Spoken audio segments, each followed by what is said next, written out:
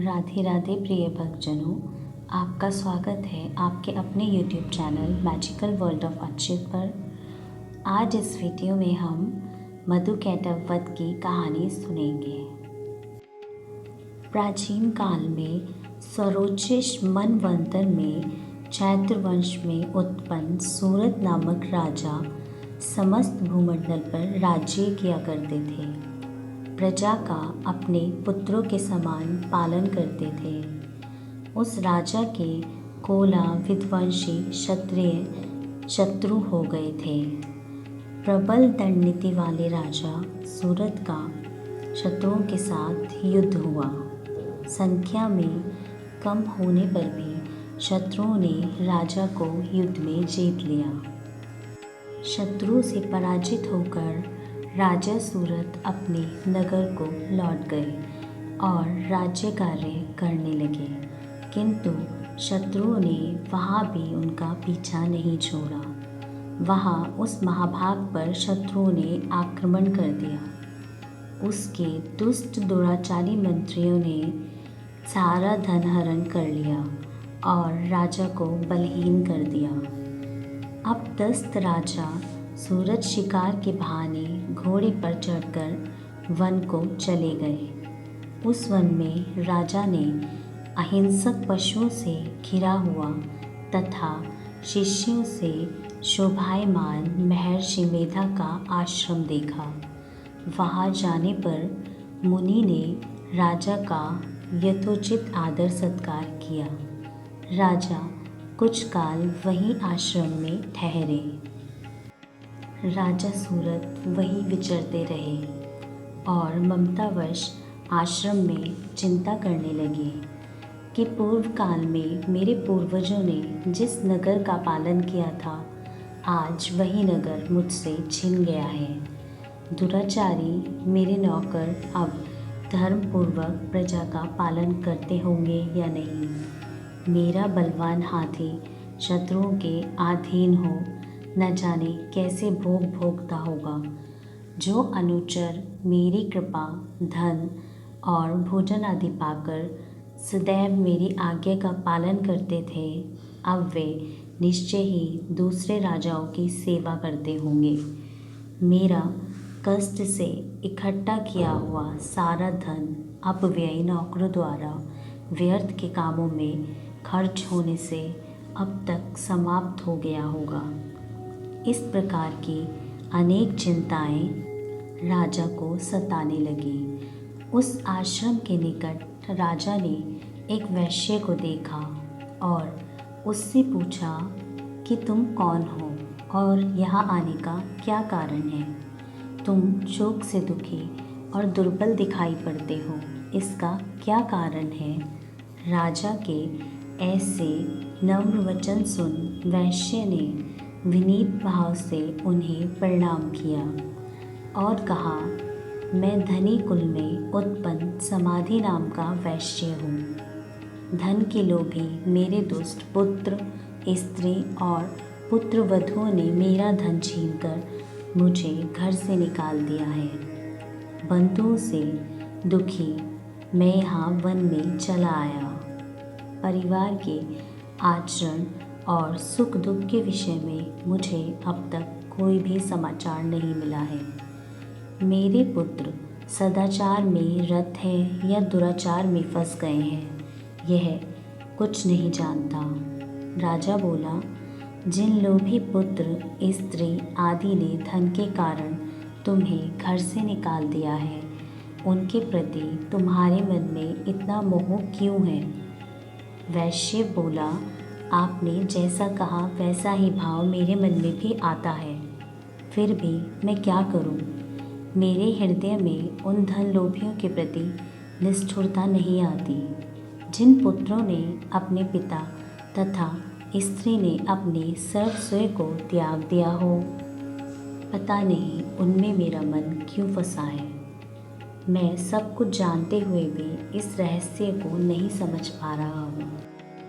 मेरा मन उन दुराचारियों में फंसा हुआ है, उनके लिए मुझे कष्ट भी है और चित्त खिन्न भी रहता है। क्या करूं, उन हृदयहीनों के लिए मेरा मन कठोर नहीं होता। राजा सूरत और समाधि वैश्य दोनों मेधा ऋषि के पास गए और यथोचित नमस्कार कर उनके निकट ही बैठ गए। वैश्य और राजा ने वार्तालाप आरंभ किया। राजा बोला, भगवान, मैं आपसे एक बात पूछना चाहता हूँ, वह मुझे बताने की कृपा करें। मेरा मन वश में नहीं होने से दुखी है। मेरा राज्य मुझसे छिन गया है। छूटे हुए नौकर चाकर, हाथी घोड़े और खजाने आदि की मुझे चिंता यह जानते हुए भी है कि वह मेरे नहीं हैं। मैं एक अज्ञानी की तरह उनकी चिंता कर रहा हूँ और यह समाधि वैश्य भी पुत्र स्त्री आदि अपने परिवार द्वारा निकाला हुआ है, किंतु इसका मन भी उन्हीं में फंसा है। इस प्रकार हम दोनों अत्यंत दुखी हैं। हे मुनि, उनके दोषों को जानते हुए भी हम ममता मोह में क्यों फंसे हुए हैं? विवेकहीन पुरुषों जैसी मूढ़ता मुझ में तथा इस वैश्य में किस कारण से है? ऋषि बोले, जैसे विषय सामने आते हैं वैसा ही सब प्राणियों को ज्ञान होता है। हे महाभाग, विषय सबके लिए अलग अलग है। कोई प्राणी दिन में अंधे हैं, कोई रात्रि में, और कुछ की दृष्टि दिन और रात्रि में एक समान रहती है। यह सच है कि मनुष्यों को ज्ञान है, किंतु केवल उन्हें ही ज्ञान नहीं है। ज्ञान पशु पक्षी भी रखते हैं। जो पशु पक्षियों का ज्ञान है वही मनुष्यों का ज्ञान है। जो मनुष्यों का ज्ञान है वही पशु आदि में भी है, अर्थात साधारण ज्ञान दोनों में बराबर है। यह ज्ञान होने पर भी कि बच्चों का पेट भरने से हमारी क्षुधा नहीं शांत होगी। इन पक्षियों को देखो जो अपने बच्चों की चोंच में मोहवश स्वयं क्षुधा से पीड़ित होते हुए भी अनाज के दाने डालते हैं। हे पुरुष श्रेष्ठ, मनुष्य भी उपकार की आशा से पुत्रों का मोह करते हैं। क्या तुम यह नहीं देखते? संसार के पालनहार भगवान विष्णु की महामाया के प्रभाव से मनुष्य ज्ञानवान होने पर भी मोह में ही फंसे रहते हैं। इसमें कोई आश्चर्य की बात नहीं, क्योंकि जगतपति भगवान विष्णु की योग निद्रा महामाया में संपूर्ण जगत मोहित है। इस चराचर जगत को उत्पन्न करने वाली भगवती ज्ञानी पुरुषों के मन को भी मोह में फंसा देती हैं। वही सर्वश्रेष्ठ ज्ञान स्वरूप मुक्ति देने वाली भगवती है, जो प्रसन्न होकर वरदान देती है। वही भगवती संसार बंधन का कारण और संपूर्ण ईश की स्वामिनी है। यह सुनकर राजा सूरत ने पूछा, भगवान, आप जिसे महामाया कहते हैं वह भगवती कौन है? उनकी उत्पत्ति कैसे हुई और उनके क्या कर्म हैं? हे मुनिश्रेष्ठ, मैं उनका स्वरूप, उत्पत्ति और स्वभाव आपसे सुनना चाहता हूँ। ऋषि ने कहा, वह भगवती नित्या जगत मूर्ति है। यह संपूर्ण जगत उन्हीं का बनाया हुआ है। तब भी भक्तों के हित के लिए अनेक प्रकार से उनकी उत्पत्ति सुनी जाती है। जब देवताओं का कार्य सिद्ध करने के लिए वह उत्पन्न होती है, तब नित्या होने पर भी वह उत्पन्ना कहलाती है। कल्प के अंत में जब जगत जलमय हो गया और भगवान विष्णु शेष शैया पर सो गए, तब उनके कान के मैल से मधु और कैटभ नामक दो भयानक असुर उत्पन्न होकर ब्रह्मा जी को मारने के लिए दौड़े। विष्णु भगवान की नाभि में फूले हुए कमल पर ब्रह्मा जी बैठे हुए हैं। उन दोनों उग्र असुरों को देखकर और भगवान विष्णु को सोया देखकर उनको जगाने के लिए उनके नेत्रों में जो योग निद्रा व्याप्त थी, एकाग्र चित्त से उसकी स्तुति करने लगे। ब्रह्मा जी ने योग निद्रा, विश्वेश्वरी, जगदात्री, संसार की स्थिति और नाश करने वाली विष्णु भगवान के तेज की अनुपम शक्ति निद्रा रूपी भगवती की इस प्रकार स्तुति की। ब्रह्मा जी बोले, हे भगवती, आप स्वाहा स्वधा वज्रकार स्वर स्वरूपिणी हैं और अमृत रूप हैं। नित्य अक्षरों में दीर्घ और प्लुप्त स्वर स्थित हो। आप नित्य अर्धमात्रा में स्थित हैं, जिससे विशेषकर उच्चारण नहीं हो सकता। आप सर्वोपरि माता हैं। आप सारे विश्व को धारण और उत्पन्न करती हैं। आप ही पालन और नाश करने वाली हैं।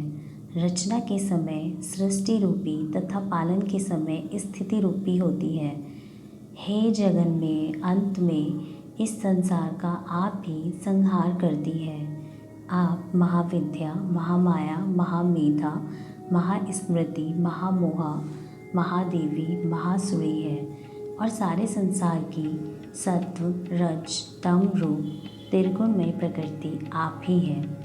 भयावनी कालरात्रि, महारात्रि और मोहरात्रि भी आप ही हैं। आप श्री ईश्वरी और ज्ञान लक्षण बुद्धि हैं। शंख, धनुष, बाण, भुशुंडी और परिधि धारण करने वाली हो। सौम्य और सौमित्रा हो, अर्थात सब वस्तुओं से बढ़कर सुंदरी हो। आप देवों में सर्वोपरि हो। संसार की सत असत वस्तुओं की शक्ति आप ही हैं। आपने संसार के निर्माता, पोषक और संहारक भगवान विष्णु को भी निद्रा के वश में कर दिया है। इसलिए आपकी स्तुति करने में कौन समर्थ है। मुझे भगवान शिव और भगवान विष्णु को आपने ही शरीर धारण कराया है। हे देवी, आप इन मधु कैटभ असुरों को मोह के वश करो तथा भगवान विष्णु को शीघ्र जगाओ और इन राक्षसों को मारने के लिए उन्हें प्रेरित करो। जब ब्रह्मा जी ने महाकाली तामसी देवी की इस प्रकार स्तुति की, तब वह महामाया विष्णु भगवान को जगाने के लिए भगवान के नेत्र, मुख, नासिका, भुजा, हृदय तथा छाती से निकलकर ब्रह्मा जी के सन्मुख खड़ी हो गई और योग निद्रा से मुक्त हो भगवान विष्णु एक कारण में उठ बैठे। उन दोनों पराक्रमी दुष्ट असुरों को देखा जो क्रोध से ब्रह्मा जी को भक्षण करने के लिए तैयार थे। विष्णु भगवान यह देखकर उन दोनों से युद्ध करने लगे। इस प्रकार उन राक्षसों से भगवान विष्णु का 5000 वर्ष तक बाहुयुद्ध हुआ। अत्यंत बल उन्मत्त मधुकैटभ महामाया के मोह से मोहित होकर भगवान विष्णु से बोले, हम तुम्हारी वीरता से प्रसन्न हैं। जिस वर की कामना हो वर मांग लो। उनके अंदर भगवान विष्णु के प्रति श्रद्धा जागृत हो गई। भगवान विष्णु बोले, यदि तुम मुझसे संतुष्ट हो तो तुम दोनों मेरे हाथों से मारे जाओ। अन्य वर से मुझे कुछ प्रयोजन नहीं है, यही मेरा वर है। जब वे दोनों वचनबद्ध हो गए तो सारे संसार को जल में देखकर उन दोनों ने कमल नयन भगवान विष्णु से कहा, जहाँ भूमि जल में न हो वहीं हमारा वध करना। अब भगवती महामाया भगवान विष्णु की बुद्धि में स्थित हो गई। भगवान विष्णु ने ऐसा ही होगा कहकर अपनी जंघा पर दोनों के सिर रखकर चक्र से काट डाले। इस प्रकार ब्रह्मा से स्तुति किए जाने पर वह देवी अत्यंत प्रसन्न हुई। जय माता दी।